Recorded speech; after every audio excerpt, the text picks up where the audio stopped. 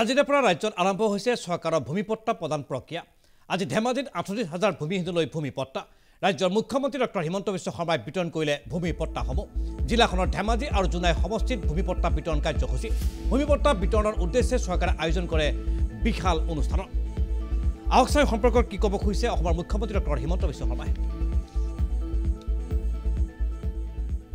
আজিৰ পৰা আমি অসমত মিছন বসুন্ধৰাৰ দ্বিতীয় এই মিছনৰ অধীনত যিসকলে মাটিৰ পট্টা পাবলৈ সক্ষম হৈছে তেনে 2 লাখ ব্যক্তিক মাটিৰ পট্টা দিয়াৰ কাম আৰম্ভ কৰিম।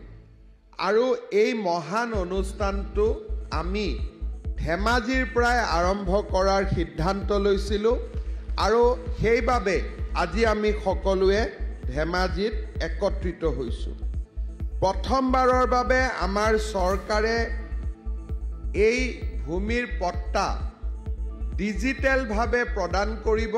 আমি এখন আপোনালোকক ডিজিটেল পট্টা দিম, কিন্তু ভৱিষ্যতে এই পট্টা যদি হেৰাই যায় আপোনালোকে পট্টা যাতে অফিচত নোযোৱাকৈ পাব পাৰে তাৰ বাবে আমি ডিজি লকাৰ বুলি এটা ব্যৱস্থা কৰিছোঁ।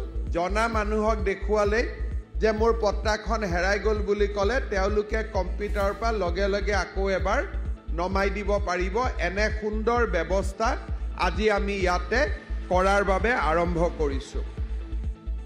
ধেমাজি মিছন বসুন্ধৰা 2ত আটাইতকৈ উপকৃত হোৱা জিলাখন হৈছে ধেমাজি জিলা। 38,000 এজন নহয়, দুজন নহয়, তিনিজন নহয়, 38,000 পৰিয়াল এই ধেমাজি জিলাত মাটিৰ ম্যাদী পট্টা পাবলৈ সক্ষম হ'ব। আৰু ধেমাজি বিধানসভা সমষ্টিত ইয়াৰ সংখ্যা হৈছে 12,510টা পৰিয়াল। মই ৰাতিপুৱা যেতিয়া প্লেনত আহিছিলোঁ তেতিয়া মই হিচাপ কৰিছিলোঁ যে 12,000 পৰিয়ালক যদি আমি মাটিৰ পট্টা আজি দিওঁ তাৰমানে আপোনালোকে চিন্তা কৰক যে ধেমাজি সমষ্টিৰ 30% ব্যক্তিয়ে আজিলৈকে মাটিৰ পট্টা হাতত পোৱাই নাছিল, মাত্ৰ মাটিৰ দখলত আছিল, কিন্তু মাটিৰ পট্টা তেওঁলোকৰ হাতত নাছিলে। সেয়া ৰাজ্যৰ মুখ্যমন্ত্ৰী ডক্টৰ হিমন্ত বিশ্ব শৰ্মাৰ বক্তব্য। আৰু এইদৰে আজিৰ পৰা সমগ্ৰ ৰাজ্যতে আৰম্ভ হ'ল ভূমিপট্টা দিয়াৰ ব্যৱস্থা, আৰু এই ব্যৱস্থা আজি শুভ আৰম্ভ কৰা হ'ল ধেমাজিৰ পৰাই।